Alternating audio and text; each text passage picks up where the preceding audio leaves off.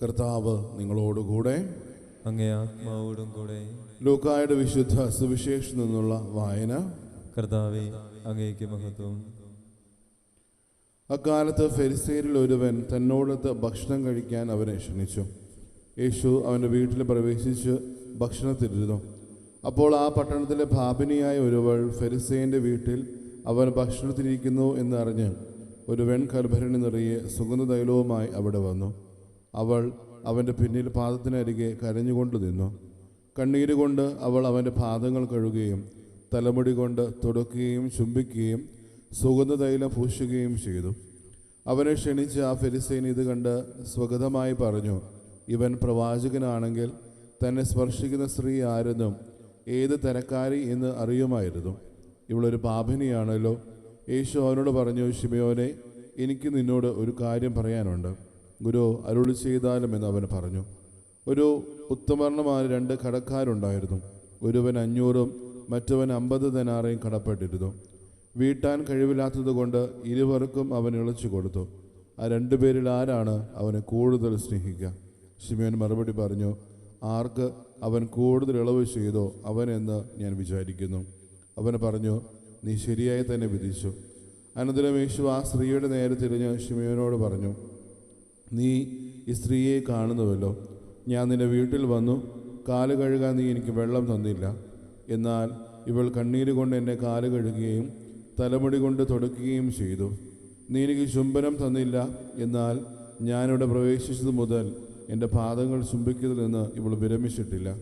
നീ എൻ്റെ തലയിൽ തൈലം പൂശിയില്ല. ഇവളോ എൻ്റെ പാദങ്ങളിൽ സുഗന്ധ തൈലം പൂശിയിരിക്കുന്നു. അതിനാൽ ഞാൻ നിന്നോട് പറയുന്നു, ഇവളുടെ നിരവധിയായ പാപങ്ങൾ ക്ഷമിക്കപ്പെട്ടിരിക്കുന്നു. എന്നാൽ ഇവൾ അധികം സ്നേഹിച്ചു. ആരോട് അല്പം ക്ഷമിക്കപ്പെടുന്നുവോ അവൻ അല്പം സ്നേഹിക്കുന്നു. അവൻ അവളോട് പറഞ്ഞു, നിന്റെ പാപങ്ങൾ ക്ഷമിക്കപ്പെട്ടിരിക്കുന്നു. അവനോടുകൂടെ പന്തിയിലിരുന്നവർ പരസ്പരം പറയാൻ തുടങ്ങി, പാപങ്ങൾ ക്ഷമിക്കുക പോലും ചെയ്യുന്ന ഇവൻ ആരാണ്? അവൻ അവളോട് പറഞ്ഞു, നിന്റെ വിശ്വാസം നിന്നെ രക്ഷിച്ചിരിക്കുന്നു. സമാധാനത്തോടെ പോവുക. കർത്താവിൻ്റെ സുവിശേഷം. ക്രിസ്തുവേ, അങ്ങേക്ക് സ്തുതി.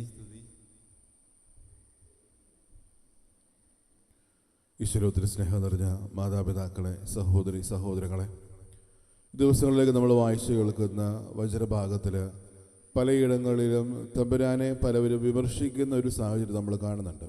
പാപികളുടെയും ചുങ്കക്കാരുടെയും കൂടെ ഭക്ഷണത്തിലിരിക്കുന്നു, അല്ലെങ്കിൽ ഭക്ഷണത്തോട് ആർത്തി, അങ്ങനെ പല കാര്യങ്ങളും പറഞ്ഞ് തമ്പുരാനെ വിമർശിക്കുന്നത് പല ഭാഗങ്ങളിൽ നമ്മൾ കാണുന്നുണ്ട്.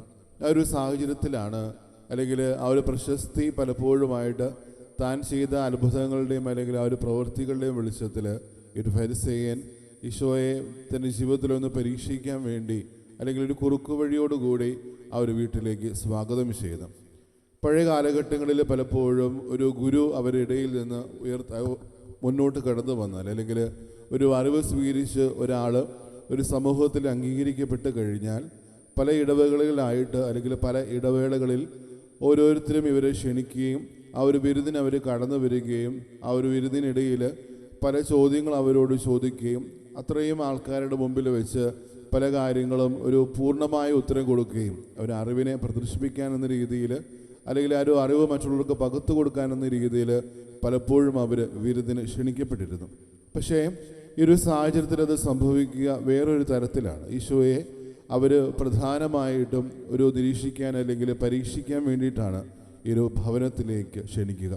പക്ഷേ ആ ഒരു വീട്ടിലേക്ക് അല്ലെങ്കിൽ ആ ഭവനത്തിലേക്ക് സ്വീകരിക്കുന്ന നിമിഷം അവരുടെ ജീവിതത്തിൽ അവർ ചെയ്യേണ്ടിയിരുന്ന പല കാര്യങ്ങളും അവർ ചെയ്യാതെ പോകുന്നുണ്ട്. അതുകൊണ്ട് തന്നെ വളരെ പ്രത്യക്ഷമായിട്ട് ഈ മനുഷ്യർ അല്ലെങ്കിൽ ഒരു ഫരിസേയൻ വളരെ ഭംഗിയായിട്ട് പറയുന്നുണ്ട്, താൻ യഥാർത്ഥത്തിൽ ഈശോയത്തിൻ്റെ ഭവനത്തിലേക്ക് ക്ഷണിക്കുന്നത് പരീക്ഷിക്കാൻ വേണ്ടി തന്നെയാണെന്ന്. കാരണം ഒരു ഭവനത്തിലേക്ക് പലപ്പോഴും ഒരു യഹൂദൻ ഒരാളെ സ്വീകരിക്കുമ്പോൾ അത്രത്തോളം ഭയഭക്തി ബഹുമാനത്തോടുകൂടി ആ ഒരു ആളെ ബഹുമാനിച്ചുകൊണ്ട് ആ ഒരു സ്നേഹം പൂർണ്ണമായിട്ട് പ്രകടമാക്കിയിട്ട് മാത്രമാണ് ഒരു ഭവനത്തിലേക്ക് സ്വാഗതം ചെയ്യുക. പക്ഷെ നമ്മളിവിടെ കാണുന്ന ഓരോ സാഹചര്യങ്ങളും അത്ര നല്ലതല്ലാത്ത രീതിയിലാണ്. ദൈവത്തെ പരീക്ഷിക്കാൻ അല്ലെങ്കിൽ ആ ഒരു മനുഷ്യൻ്റെ ഓരോ കാര്യങ്ങളും തൻ്റെ ജീവിതത്തിലൂടെ പരീക്ഷിക്കപ്പെടാൻ വേണ്ടി മാത്രമാണ് ഫരിസേയൻ ഈശോയെ ആ ഭവനത്തിലേക്ക് ക്ഷണിക്കുക. സ്നേഹമുള്ളവരെ, ഒത്തിരിയേറെ അനുഭവങ്ങൾ അല്ലെങ്കിൽ ഒത്തിരിയേറെ മാതൃകകൾ തമ്മിൽ നമ്മുടെ മുമ്പിലേക്ക് വെക്കുന്നുണ്ട്. അത് ലേഖന ഭാഗം എടുത്ത് പരിശോധിക്കുമ്പോഴും ഇത് സുവിശേഷം എടുത്ത് വയ്ക്കുമ്പോഴും രണ്ട് കാര്യങ്ങളാണ് നമ്മളോട് പറയുന്നത്. ലേഖന ഭാഗത്തിൽ നമ്മൾ കാണുന്ന ആ ഒരു വ്യക്തിയുടെ ജീവിതത്തിൽ നിന്ന് നമ്മൾ ഓരോരുത്തരും മാതൃകാപരമായിട്ട് ജീവിക്കണമെന്ന് പറയുന്നുണ്ട്. പ്രസംഗിക്കുകയോ അല്ലെങ്കിൽ ചെയ്യുന്ന ഓരോ പ്രവൃത്തികൾക്കും അപ്പുറം നമ്മുടെ ജീവിതം മാതൃകാപരമായിട്ട് മാറണം എന്ന് പറയുന്നുണ്ട്.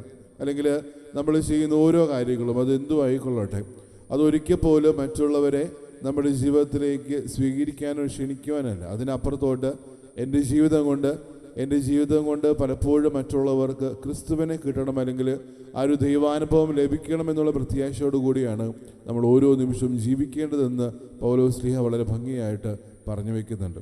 ഒപ്പം പുതിയ നിയമത്തിലേക്ക് കടന്നു വരുമ്പോൾ സുവിശേഷത്തിലൂടെയാണെങ്കിലും ഒരു മാതൃകാപരമായിട്ട് ജീവിക്കാത്തൊരു വ്യക്തിയാണ് ആ ഒരു സദസ്സിലേക്ക് അല്ലെങ്കിൽ ആ ഒരു ഇടത്തിലേക്ക് കടന്നു വരുന്നത്. നമ്മൾ ഓർക്കുക, നമ്മുടെ ഒരു ജീവിത സാഹചര്യത്തിൽ നമ്മൾ ഏതെങ്കിലും ഒരു ഇടത്തിൽ ക്ഷണിക്കപ്പെട്ട നിമിഷത്തിൽ അത്ര നല്ലതല്ലാത്തൊരു പേരുള്ള ഒരാൾ കടന്നു വരുന്നു.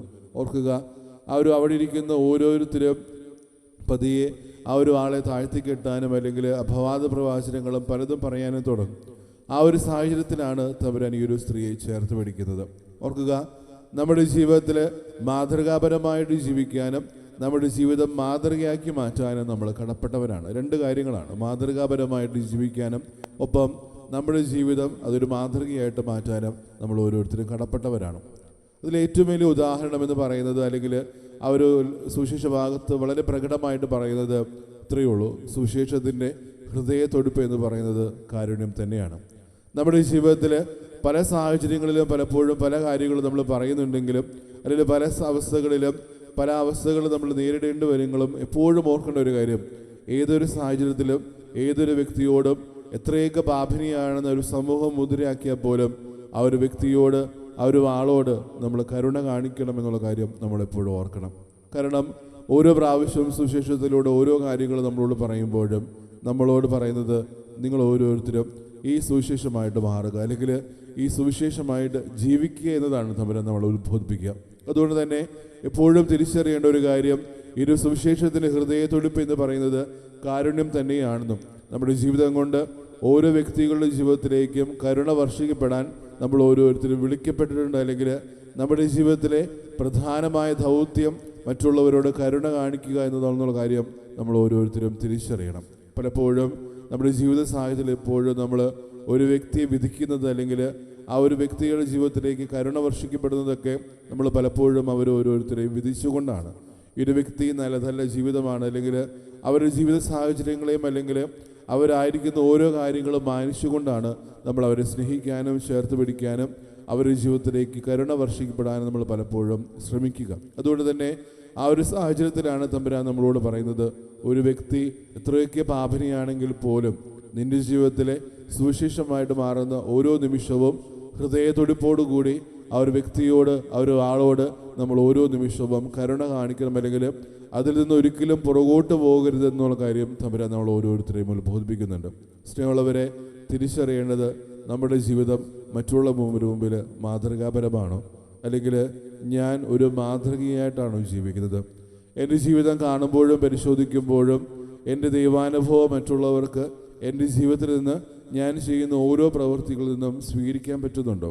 ഒപ്പം എൻ്റെ ജീവിതത്തിലേക്ക്, എൻ്റെ ഹൃദയത്തിലേക്ക് ഞാൻ സ്വീകരിക്കുന്ന എൻ്റെ ദൈവത്തെ ഒരു കടത്തുപോക്കിനപ്പുറത്തോട്ട് സ്നേഹത്തോടെ അല്ലെങ്കിൽ ആ ഒരു വിശ്വാസത്തോടു കൂടിയാണോ ഞാൻ തമ്പുരാൻ്റെ ഹൃദയത്തിലേക്ക് സ്വീകരിക്കുന്നുള്ള കാര്യം നമ്മൾ ഓരോ നിമിഷവും തിരിച്ചറിയണം. തമ്പുരാൻ നമ്മൾ ഓരോരുത്തരെയും സമർത്ഥമായിട്ട് അനുഗ്രഹിക്കട്ടെ. പിതാവിൻ്റെയും പുത്രൻ്റെയും പരിശുദ്ധാത്മാവിൻ്റെയും നാമത്തിൽ ആമേൻ.